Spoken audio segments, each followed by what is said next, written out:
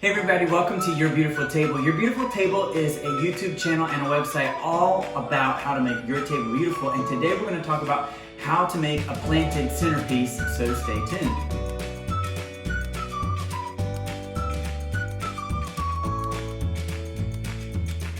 So welcome back. If you're new to the channel, consider subscribing. If you like content about how to make your table look great, we cover things like plants, flowers, candles.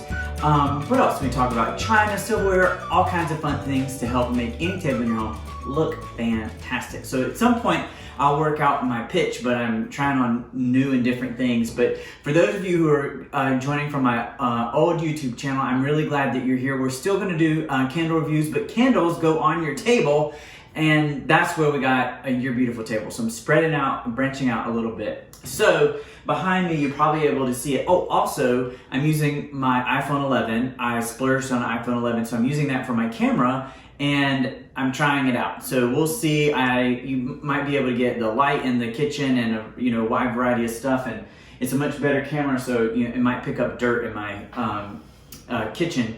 But behind me, I'm burning pumpkin clove candle from Bath and Body Works. I picked it up in a haul earlier this fall haul. But it's been great. So I've really enjoyed this fragrance. I did sweet cinnamon pumpkin a couple of nights ago, and I did a review about it. You can find it on the channel. Not a lot of pumpkin in that candle, but this one's got a nice combo, so I'm really enjoying it. Feels like fall.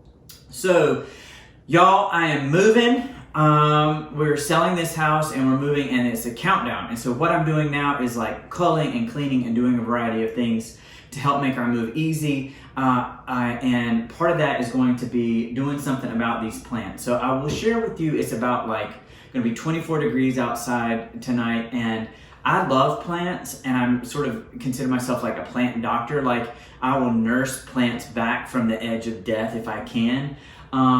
But I'm kind of to the point in this move where I'm throwing things away. So unfortunately, these plants might get tossed. I might take them to work and see if somebody wants them, but they might get tossed. Anyway, I'll splice in video right now that shows where this was. So it wasn't always in my kitchen. I'm deconstructing it here because it was in the dining room, and I'm gonna break this down so that I can get it ready for packing. So this centerpiece was on the dining room table, and I will pause now so I can insert the video. Hey everybody, so I wanted to give you a view into the dining room, and I'm just panning a little bit here. I'm not gonna pan too much here just to not make you dizzy, but you can see a few things I want to talk about. So as y'all probably know, if you've been watching these videos, is I'm moving soon, and so I'm gonna be packing some things up and want to talk about it. So, but the thing I want to talk about today is this centerpiece. I'll zoom in, or move closer rather. I'm walking with the camera. So I love a planted centerpiece. This is a silver plate bowl on a pedestal from, I think it's Department 51. I found it at a consignment shop. It was $100, not too bad. But it's a lovely punch bowl on a stand, and it has, I tried to clean it up a little bit, but you can see it has sort of a vintage look. You can see my reflection in there too. So it's not completely pristine silver plate. And what I've done is put an assortment of plants in the middle here. You can see one of the leaves is looking kind of puny and green here, and it's just basically past prime. You can see I need to zhuzh up the Spanish moss that's in here. But I love having green plants as a centerpiece, mainly because it's a great way to be economical and something that's going to stay green and living all year round. And so what I'm going to do is move this into the kitchen in just a minute, and then I will show you how I deconstruct this centerpiece, and so you can get an idea about how it's constructed, because it's a pretty nifty way to put something semi-permanent on your dining table.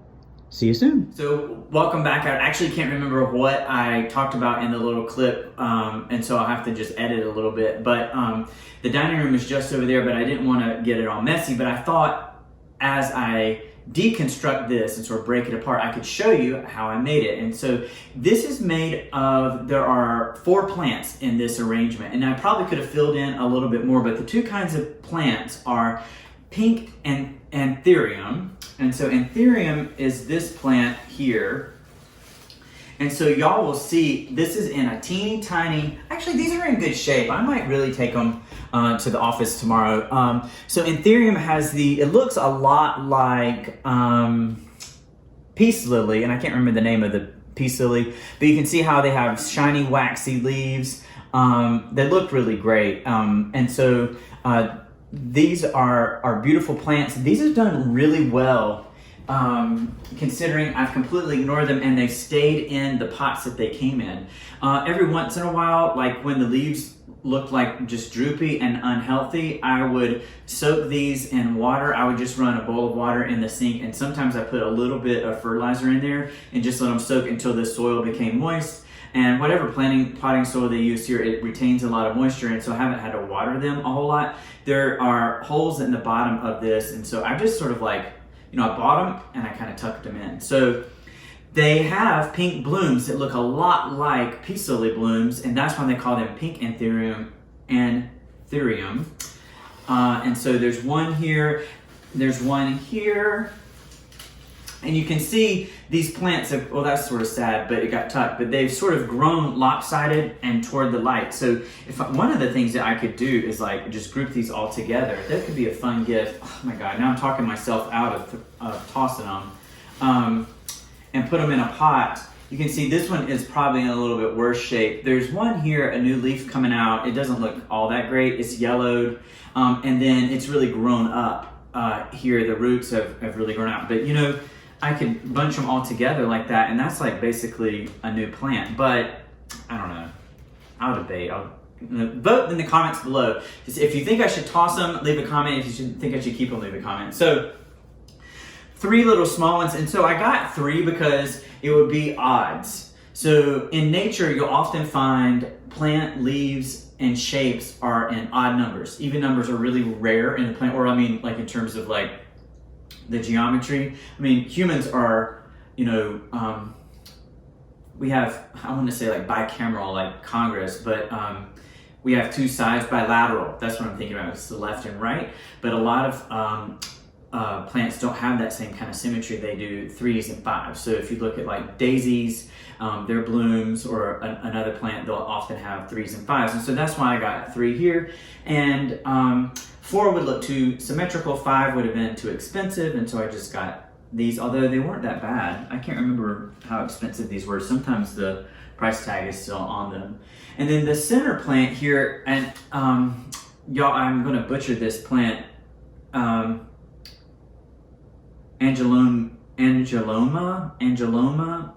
yeah, Aglonema,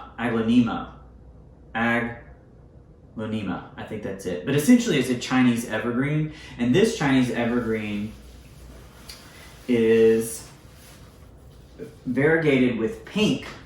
And so this plant still looks great. It's nice and shiny. The leaves are nice and bright and healthy.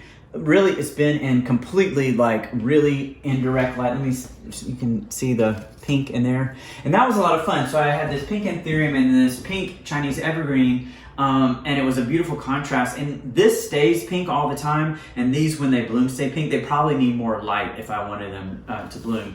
This one has a little bit of an orange, yellowing leaf, and so I just, plop it off. I'll put it in the trash. But you can see it's sort of grown toward the light. If I were a better caretaker, I would turn this on the dining table so it would get even light distribution. I'm actually going to take this leaf off too. I don't know why I'm pruning it and pinching the leaves off. I'm gonna throw it away.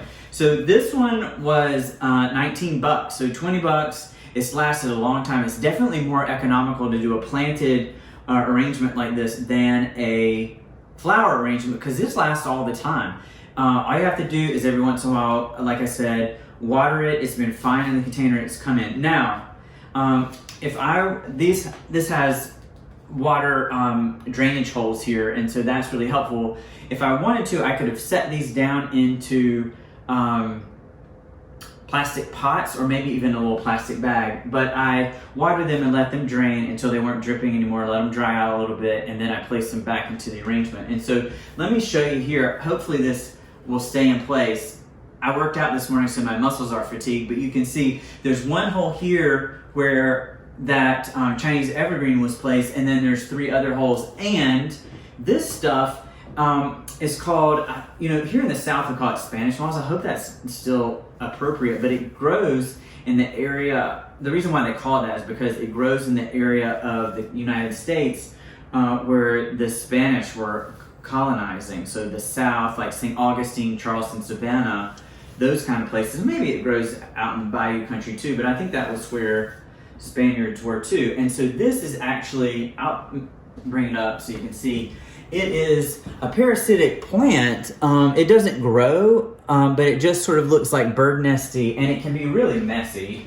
So I'm going to try to not disturb it, but it stays like this for a long time. So you can break it up and arrange it. And y'all, I'm still getting used to my new camera, and I'm not sure if it cut off when the phone rang or whatever, but I'm going to try to pick up. So we talked about the plants, and I think I was removing the Spanish moss, and inside of this were these plastic bags. And so unfortunately you can't see it, but I use these plastic bags to help position the plants, and then you can use them to sort of zhuzh in, and they'll hold the plants. And the great thing about the plastic bags is that they're not an organic material, duh, so they won't absorb the water. So like newspaper or foam or cloth or fabric or other things would absorb water, and so this was an advantage to the plastic bag. So you can use plastic bags. You could probably also use aluminum foil to fill in this space so that your plants would stay in place, and then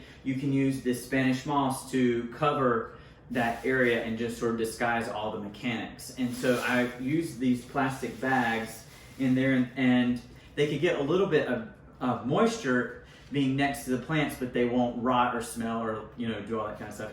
And so in the bottom though is this piece of cardboard. Now it did get a little wet, which was fine, but the cardboard, it allowed me to raise up the bottom of this so I didn't have to rest it down so far. So you could fold up a box, or if you have like another thing that you might want to consider is like a Tupperware container. Let me put that in the recycling. Let me find like if you had a Tupperware container, you could turn it upside down and put it in here, and then you could adjust it to the right level. So if that wasn't high enough,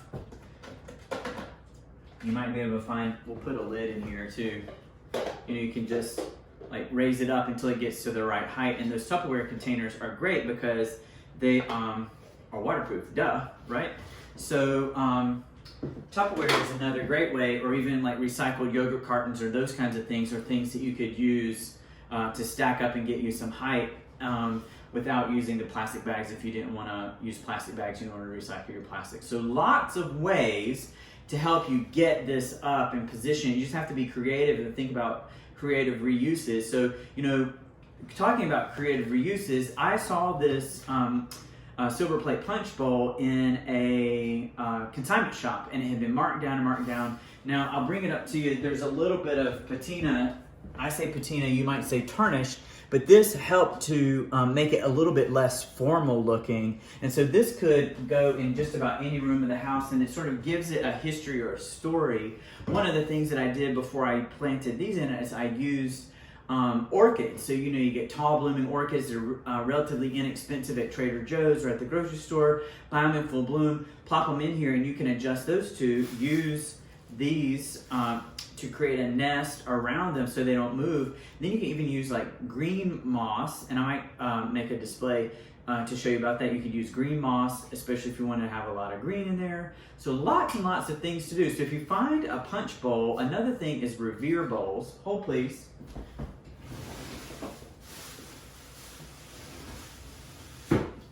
I'm not going to dig it out because it's down in my flower drawer, and it's like I've nested a bunch of bowls. But anyway, Revere bowls, if you Google it, are another way for you to maybe make plants. And I might even show a Revere bowl at some point. But I was moving. I'm going to deconstruct this. I may take these to the office as plant volunteers, orphans, see if anybody wants them there. But I wanted to share this with you all. Hey, everybody. Hopefully this gave you an idea about how you can also make a planted centerpiece for your dining table or your kitchen table, any table, end table, side table, entryway table. to help make your home even more beautiful. So thank you for watching this episode on Your Beautiful Table, and we'll see you next time.